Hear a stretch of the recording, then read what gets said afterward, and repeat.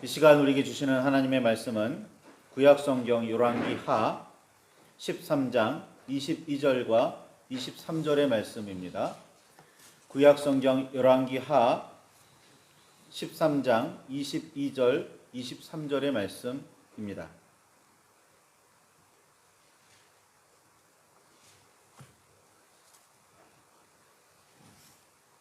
구약성경 584쪽입니다. 찾으셨으면 우리 함께 말씀을 봉독하시겠습니다. 여호아하스 왕의 시대에 아람 왕 하사엘이 항상 이스라엘을 학대하였으나 여호와께서 아브라함과 이삭과 야곱과 더불어 세우신 언약 때문에 이스라엘에게 은혜를 베풀며 그들을 불쌍히 여기시며 돌보사 멸하기를 즐겨하지 아니하시고 이때까지 자기 앞에서 쫓아내지 아니하셨더라. 아멘. 주님 우리의 마음을 여시어 말씀을 깨닫게 하옵소서. 아멘.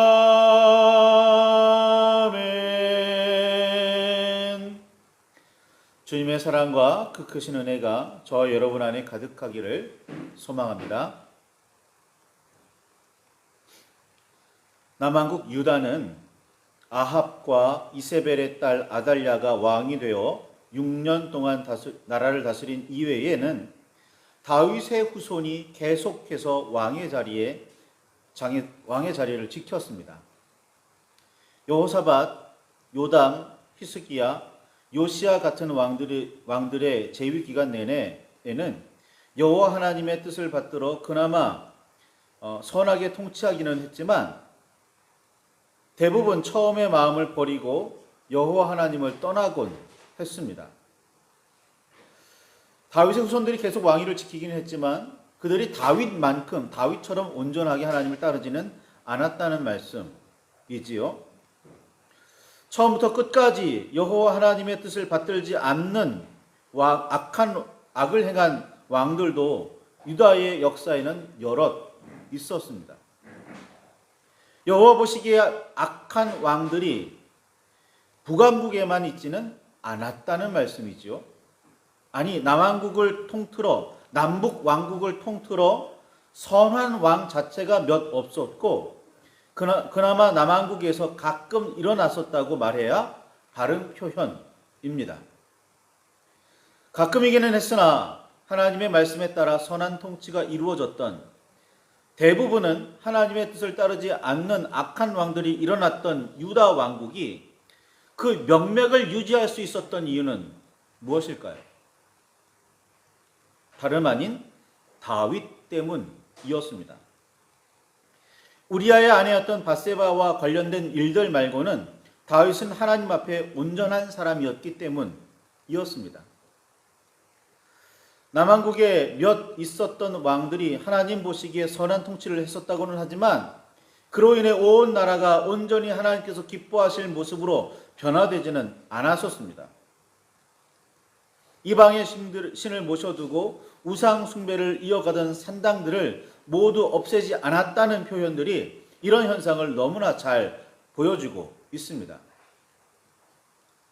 북왕국 이스라엘과 비교하면 그래도 조금은 낫기는 했으나 남왕국 유다 역시 여호와 하나님만을 온전히 따르는 선한 삶을 이어가지는 못했습니다. 그런 유다 왕국이 명맥을 유지할 수 있었던 이유는 다시 말씀드리지만 하나님께서 다윗을 위하시고 생각하셨기 때문입니다. 성경에 계속해서 기록되고 있는 표현이지요. 하나님께서 여러 선지자를 보내셔서 뜻을 밝히기도 하시고 가르침을 베푸셔서 허물이나 잘못을 뉘우치도록 나무라며 경계하셨습니다. 왕국 내부에서 반란이 일어나거나 이웃의 다른 나라들의 침략이라는 방법으로 그들이 행한 옳지 않은 일들과 죄들에 대해 벌을 내리기도 하셨습니다. 그러나 이런 징계와 징벌이 있었다고 해서 죄에 대한 대가를 모두 치렀다고 생각해서는 안 됩니다. 징계와 징벌은 죄를 씻는 방법이 아니라 죄를 깨닫게 하는 방법입니다. 잘못에 대한 벌을 받았다고 해서 죄가 씻겨 없어지지는 않습니다. 죄를 온전히 깨끗이 씻어내기 위해서는 여호와 하나님께로 돌아가 그 뜻과 말씀을 받들어 선한 삶을 살아내야 합니다. 여호와 하나님 앞에서의 진정하고 참된 회개와 온전히 변화된 삶이 있어야 한다는 말씀입니다. 가끔 눈물 어린 회개가 있었고 변화의 노력이 잠시 보였다고 해서 온전히 새로워졌다고 말할 수는 없지요. 온전히 새로워져야 하고 그 변화는 언제나 이어져야 합니다. 그러나 남한국 유다에서 가끔 있었던 변화의 움직임은 정말 가끔이었고 그나마도 계속해서 이어지지 못했습니다. 그나마도 온전하지 못했던 잠시의 개혁 이후에 오히려 더욱 악해지곤 했습니다. 심판과 징벌을 피할 수 없었던 이유이지요. 회개는 잠시였고 변화는 잠깐이었습니다. 그 이후에는 더욱 악해지곤 했으니 하나님의 심판과 징벌을 피할 방법이 당연히 없습니다. 남한국 유다와 비교하면 북왕국 이스라엘은 크고 심각한 문제들이 더욱 많았습니다. 이스라엘 민족 전체를 통틀어 그나마 선한 통치를 여호와 하나님 앞에서 보였던 왕은 예후가 유일했습니다. 갈멜산 이후에도 아합은 조금 달라진 모습을 보이기는 했지만 정말 조금일 뿐이었습니다. 하나님의 사람들이 살아있다는 것 인정했고 하나님의 사람들이 전하는 말씀 듣기는 했지만 따르지는 않았죠. 그전에는 듣기조차 하지 않았는데 이제는 그나마 그래도 들으려고 하기는 했었다는 게 좀 달라진 모습이었습니다. 여호와께서 그나마 선한 통치를 한 예후에게 이렇게 말씀하십니다. 열왕기하 10장 30절에 보면 내가 나보기에 정직한 일을 행하되 잘 행하여 내 마음에 있는 대로 아합 집에 다 행하였은즉 내 자손이 이스라엘 왕위를 이어 4대를 지내리라 라고 말씀하실 정도였으니까 예후가 어떻게 행했었는지 충분히 짐작할 수 있습니다. 그러나 그의 후손들은 왕위를 계속 이어가지 못했었습니다. 4대가 전부였습니다. 그들은 여호와 하나님 앞에서 전혀 선하지 못했습니다. 그런데 사실은 예후부터가 문제였습니다. 열왕기하 10장 31절에 보면 그러나 예후가 전심으로 이스라엘 하나님 여호와의 율법을 지켜 행하지 아니하며 여로보암이 이스라엘에게 범하게 한 그 죄에서 떠나지 아니하였더라 라고 기록하고 있습니다. 베델과 단에 있던 금송아지 우상을 여전히 섬겼고 레위인이 아닌 사람들이라도 여전히 마음대로 제사장이 되었으며 하나님께서 정하시지 않은 절기들을 계속해서 지켰습니다. 이런 전통들이 바로 여로보암이 이스라엘에게 범하게 한 그 죄, 즉 여로보암의 길입니다. 예후는 그 길을 벗어나지 않았던 겁니다. 예후는 정적이기도 해서 자신의 왕위를 위협할 수도 있었던 아합의 후손들을 모두 죽이는 일에는 열심이었지만 그 이외의 다른 부분에서는 북왕국의 역대 왕들과 크게 다르지 않았습니다. 예후로서는 정말 초기에 정권을 잡기 위해 싸우던 동안에만 그리고 정적을 제거하는 일에만 하나님의 뜻을 온전히 따랐습니다. 예후의 뒤를 이어 왕이 된 여호아하스는 17년간 이스라엘을 다스리며 여호와 보시기에 악을 행했습니다. 여호와께서는 이스라엘에게 노하셨고 아람의 왕 하사엘과 그의 아들 벤하닷의 손에 이스라엘을 넘기셔서 학대받게 하셨습니다. 견디기 힘든 학대 속에서 왕과 백성은 여호와 하나님께 간구했습니다. 여호와 하나님께서는 그 울부짖음과 간구를 들으시고는 구원자를 보내주셔서 이스라엘이 아람의 손에서 벗어나게 해주셨습니다. 그러나 그때뿐이었습니다. 변화는 오래가지도 않았고 온전하지도 않았습니다. 새 사람, 새 나라가 되지도 않았습니다. 아람은 다시 이스라엘에 쳐들어왔고 백성을 멸절하였으며 여호아하스에게는 마병 50명과 병거 10대와 보병 10,000명 외에는 남지 않게 되었습니다. 이것이 열왕기하 13장 1절에서 7절의 이야기입니다.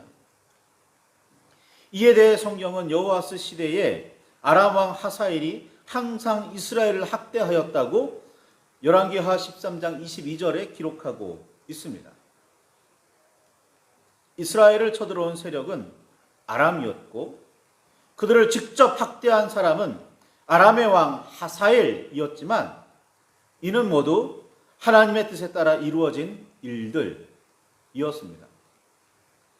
심판과 징벌을 통해서 죄를 깨닫게 하고 이스라엘을 지키실 분, 온전하게 하실 분, 안전하게 하실 분은 여호와 하나님만이라는 사실을 깨닫게 해서 하나님께로 돌아오게 하시려는 목적으로 이루어진 일들이었던 겁니다.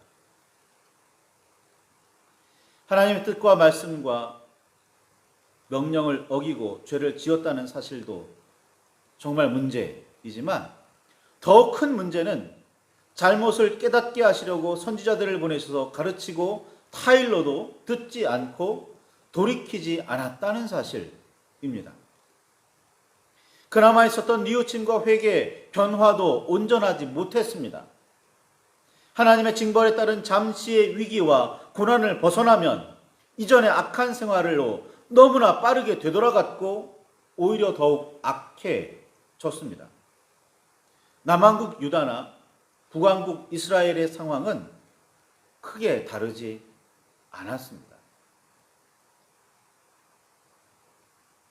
남왕국에 하나님의 뜻을 받들려고 애썼던 선한 왕들이 몇 명 더 있었다는 정도가 조금 다를 뿐입니다. 전체적인 흐름은 유다나 이스라엘이 크게 다르지 않았습니다. 그에 따른 징벌, 즉 나라가 망하는 시기에 조금 차이가 있었을 뿐입니다. 유다나 이스라엘의 왕들과 백성들이 지은 죄에 비하면 그 나라의 멸망과 이어지는 포로 생활의 불행은 그리 크지 않음을 깨달으시기 바랍니다. 로마서 6장 23절과 야고보서 1장 15절에 기록되어 있는 것처럼 죄의 대가는 죽음입니다. 그러나 죄로 인해 죽음을 맞은 사람은 성경에 그리 많이 등장하지 않습니다. 죄인의 죽음은 흔히 연기되었고 대부분 자손의 대로 미루어지곤 했습니다. 남왕국의 경우 하나님께서는 다윗을 생각하셔서 그들이 당해야 할 마땅한 징벌을 미루셨습니다. 북왕국의 경우 그들이 당대에 즉시 이루어져야 할 징벌을 면할 수 있었던 이유는 오늘 읽은 말씀처럼 여호와께서 아브라함과 이삭과 야곱과 더불어 세우신 언약 때문에 이스라엘에게 은혜를 베풀며 그들을 불쌍히 여기며 돌보사 멸하시기를 즐겨하지 아니하셨기 때문이었습니다. 창세기에 보면 여러 번 반복되죠. 아브라함과 이삭과 야곱의 자손들을 하늘의 별처럼 바닷가의 모래처럼 많게 하시겠고 그들로 인해서 모든 족속이 복을 받게 되리라. 이게 아브라함과 이삭과 야곱에게 하신 언약의 내용이지요. 여호와 하나님께서 이 언약을 기억하지 않으셨다면 당장에 죄가 가득한 이스라엘은 멸망시켜 버렸으리라 라는 말씀이기도 합니다. 좀 무리가 있는 표현이기는 하지만 남한국의 다윗 때문에 남한국은 다윗 때문에, 북한국은 아브라함과 이삭과 야곱 때문에 징벌이 미루어지고 또 미루어졌습니다. 그들이 그리고 우리가 잘했기 때문이 아닙니다. 하나님께서 언약을 기억하시고 기대를 놓지 않으셨기 때문입니다. 그 하나님의 마음이 가장 속속들이 그리고 똑똑하게 예수 그리스도 안에서 드러납니다. 흔히 표현하듯 독생자 외아들을 이 땅에서 고난받게 하시고 우리의 죄를 대신에 십자가의 화목을 위한 제물이자 대속을 위한 제물로 주셨기 때문입니다. 여호와 하나님과 우리의 관계가 죄로 인해 깨어졌는데 이를 위해 회복하기 위한 제물이 화목 제물이고 그 죄를 용서하기 위해 참되고 온전한 제물, 즉 대속 제물로 주신 분이 바로 예수 그리스도이십니다. 출애굽기 34장 7절에 인자를 천대까지 베풀며 악과 과실과 죄를 용서하리라. 그러나 벌을 면제하지는 아니하고 아버지의 악행을 자손 3, 4대에 보응하리라 라고 하나님께서 분명히 말씀하셨다는 사실을 기억하시기 바랍니다. 오늘 우리가 당하는 불행한 일들은 우리가 여호와 하나님 앞에 지은 죄에 비해 그리 대단하지 않다는 사실도 분명하게 새기시기 바랍니다. 우리가 신앙생활의 회복 혹은 믿음의 회복을 이야기할 때 흔히 말하는 예배의 회복은 시작일 뿐입니다. 전부나 완성이 아닙니다. 그리스도 안에서 우리는 새로운 피조물이 되어야 합니다. 이전의 죄악은 모두 깨끗이 벗어버리고 온전히 여호와 하나님을 섬기며 따라야 합니다. 정말 하나님께로부터 나왔다면 우리는 세상을 이겨야 하고 이것이 그리스도인으로서의 우리의 믿음이라고 요한 사도는 이야기했습니다. 세상이 여전히 휩쓸리고 있으면서 승리를 주장할 수는 없습니다.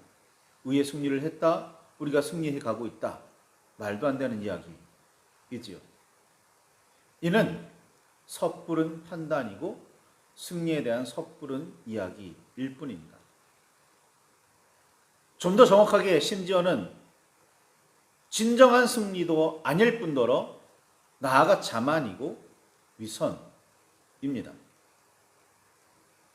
여호와 하나님, 하늘에 계신 우리 아버지께서 예수 그리스도를 생각해 심판과 징벌을 미루지 않으셨다면 이 세상과 우리는 존재할 수도 없습니다. 이는 우리가 여호와의 뜻을 받들어 예수 그리스도를 따라 성령의 인도하신 대로 산다면 충분히 달라져서 이전의 죄악을 청산하고 온전히 선한 존재로 다시 태어나 새로워질 수 있다는 기대를 하나님께서 지금도 하고 계시기 때문입니다.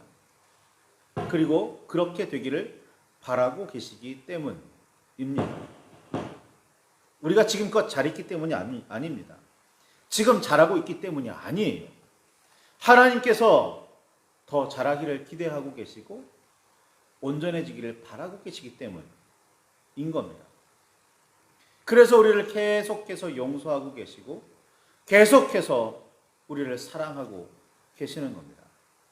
그게 이 고난주간을 지내는 우리의 마음가짐이어야 하고 예수님께서 이 땅에서 고난을 받으신 이유인 겁니다. 어떤 마음가짐으로 이 세상을 살고 계십니까? 어떤 뜻으로 하나님께 나아가고 계십니까? 얼마나 하나님께 충성된 삶을 하나님 앞에서 살아가고 계십니까? 말씀을 붙들고 깊이 묵상하시기를 기도하시기를 바랍니다. 하나님의 뜻이 어디에 있는지, 주님의 말씀과 그 깨달음이 무엇인지 오늘 가슴 깊이 절실히 깨달으시기를 바랍니다.